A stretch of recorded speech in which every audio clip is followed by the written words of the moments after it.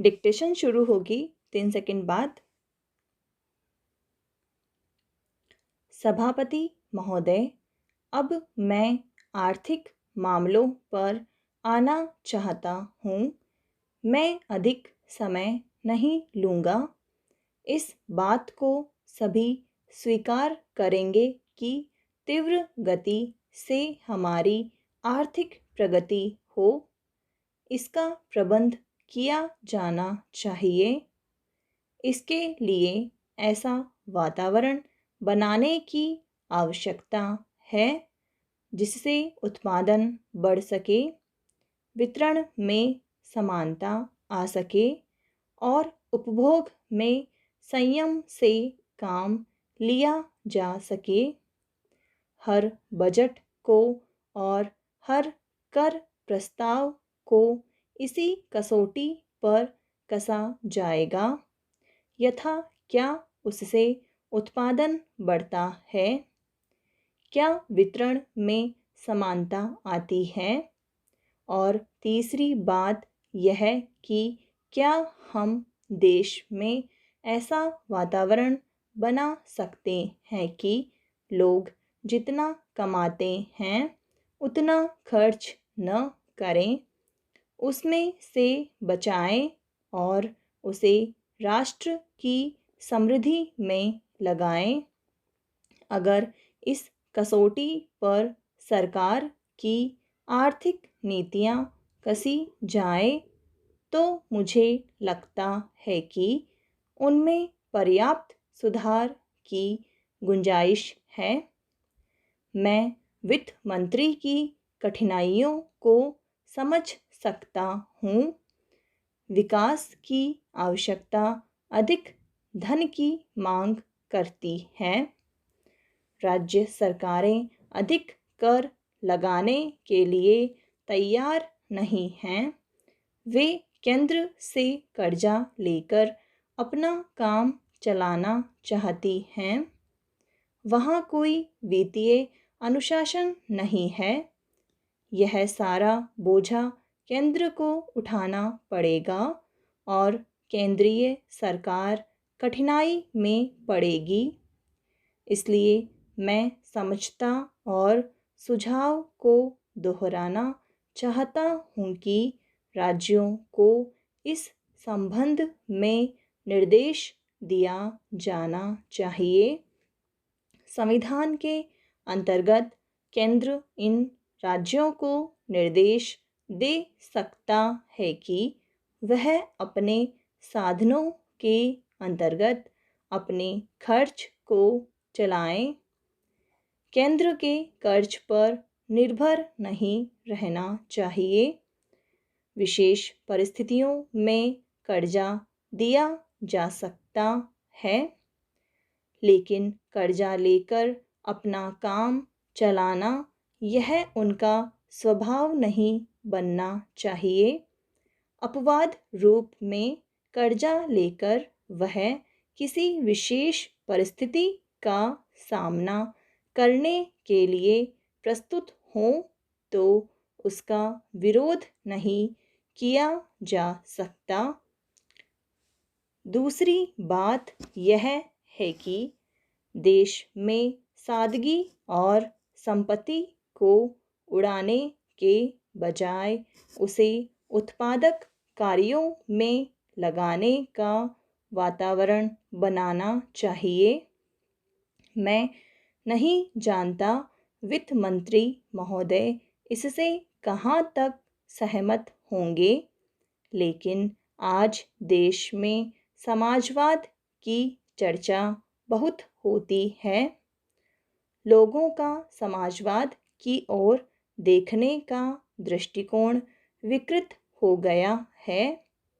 लोग हमें क्या मिलता है इस ओर ज़्यादा ध्यान देते हैं। हम कितना खर्च करते हैं इस ओर ध्यान नहीं देते हैं।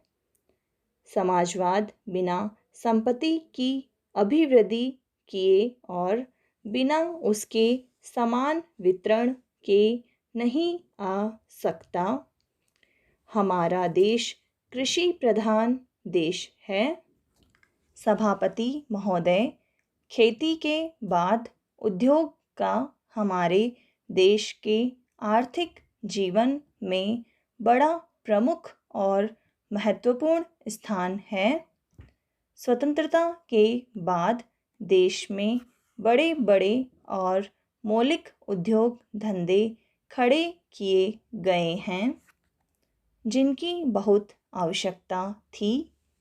उस दिशा में अच्छा प्रयास किया गया है और उसमें बड़ी सफलता भी मिली है।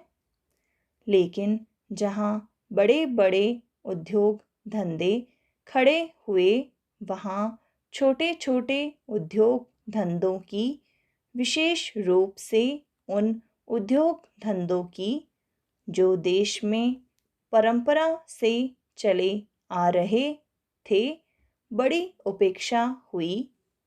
बहुत से उद्योग धंधे अपने पुराने ढंग से चले आ रहे हैं, उनमें कोई नया परिवर्तन नहीं लाया जा सकता है, उनका कोई विकास नहीं हो सकता है।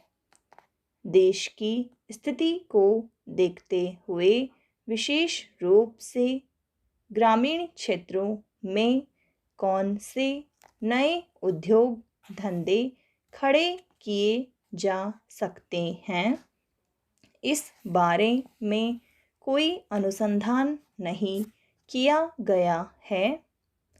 खादी और ग्रामोद्योग स्थापित किया गया और उसने खादी और कुछ ग्रामीण उद्योग धंधों को लिया, लेकिन उसकी भी कुछ सीमाएं हैं। बहुत से उद्योग धंधे ऐसे हैं जिनको प्रोत्साहन दिया जाना चाहिए था, लेकिन प्रोत्साहन देना तो दूर रहा, ऐसी नीति अपनाई गई कि उनके काम में बाधा पैदा हुई और उनमें बहुत से टूट गए। इसका परिणाम यह हुआ है कि एक तरफ तो हमने दिखाने के लिए बड़े बड़े कल कारखाने खड़े किए हैं, लेकिन दूसरी तरफ बेकारों की संख्या बढ़ती गई है। आज यह समस्या एक भीषण रूप में हमारे सामने आई है। यदि हम छोटे छोटे उद्योग धंधों को, विशेष रूप से कृषि से संबंधित उद्योग धंधों को, बड़े बड़े शहरों में नहीं, दूर दूर ग्रामीण क्षेत्रों में नहीं फैलाते हैं, तो इसके दो दुष्परिणाम होंगे। एक तो उद्योगों का केंद्रीकरण होगा, दूसरे शहरों की जनसंख्या बढ़ेगी, जिससे अनेक जटिल समस्याएं पैदा होंगी। इससे हर एक आदमी को काम नहीं मिलेगा और हमारे जो पुराने उद्योग धंधे जीवन से संबंधित सामग्रियां तैयार करते हैं, उन पर बुरा प्रभाव पड़ेगा। लेकिन सरकार की ऐसी नीति रही है कि उनमें से बहुत से उद्योग धंधे समाप्त होते जा रहे हैं, जिसका परिणाम यह है कि इस उद्योग में लगे हुए आदमी बेकार हो रहे हैं।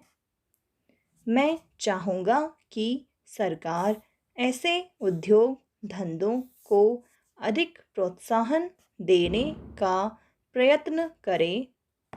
इस प्रयत्न के लिए हम इस मौके पर सरकार का समर्थन देशभक्ति की भावनाओं से करते हैं।